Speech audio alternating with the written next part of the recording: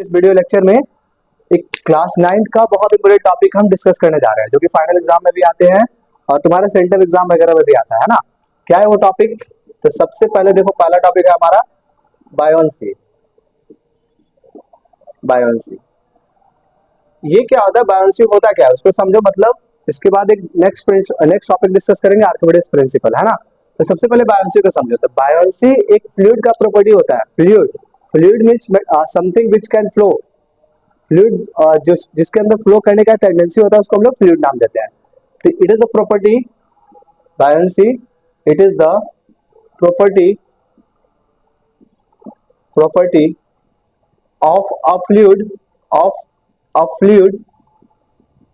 by virtue of which it applies an upward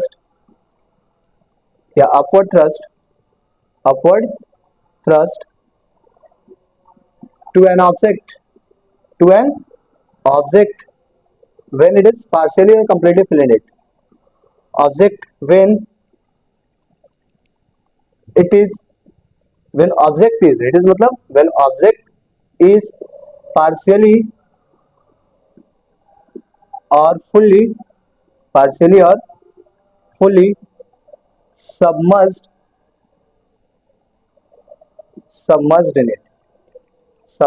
in fluid. Great. देखो ये इसका definition था। बायोन्सी किसी फ्लूइड का वो प्रॉपर्टी है जिसके कारण अगर किसी ऑब्जेक्ट को उसके अंदर तुम सबमर्ज करोगे, सबमर्ज करने का दो तरीका, पार्शियली या फुल्ली। थोड़ा सा डुबाओगे या फिर पूरा डुबा दोगे।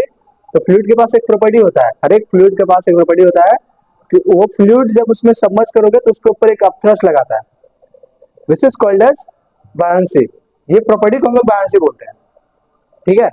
अब इस बायोन्सी को प्रॉपर्टी हमने समझ गया। तो बायोन्सी कितना फोर्स लगाएगा, कितना अपथ्रस्ट लगाएगा, अपथ्रस्ट जो फोर्स लगा रहा है उसके बारे में समझना होगा हमें कि how much in amount, upthrust कितने अमाउंट में लगाएंगे। तो उस चीज को हम लोग समझने के लिए नेक्स्ट हमारा एक प्रिंसिपल आया था, आर्किमिडीज प्रिंसिपल। एक साइंटिस्ट था आर्किमिडीज, तो उस अपथ्रस्ट का निकालने का तरीका बताया था।